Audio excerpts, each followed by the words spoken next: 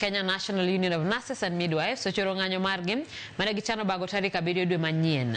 Mabiro bang' winjruok margi gi sirikal mamalo kendo koro gimiyo sirikal ndalo 30 mano ne gichopo e dwaro margi ka kamano to gibiro bago ng'anyo. Kane giloso boma Nairobi kotene ko jagoro maduong' Seth Panyako giwacho ne rogno ok osebedo kadhi maber ni mar sirikal osekoso chopo dwaro margi kama duong' magi yuago en mono mejo chiw thieth mendiko e bwo chenro mar Universal Health Coverage mondo ndigi duol mandiko jothieth e tiche pacho kam. Bende giwacho ni chenro no mar UHC kero tije jochiw thieth go e Akuru kod Asumbi. To convert UHC nurses to permanent and pensionable.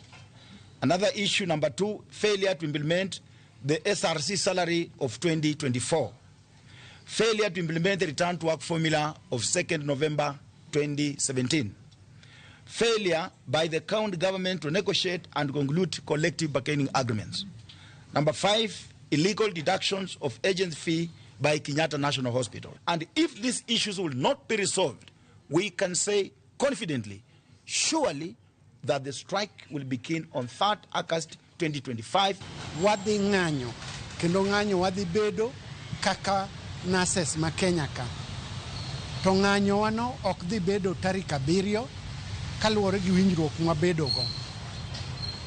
Ma timore nikech sirkal kanonen oyudo barupwa mwanyiso gi gonwa dhi ng'anyo gi yiero jotelo mag labor mochung' ne weche mag tich e county ka county mondo wadwa bedgo piny kaka jo union mondo wawuogo e weche mane wachwalo mbele.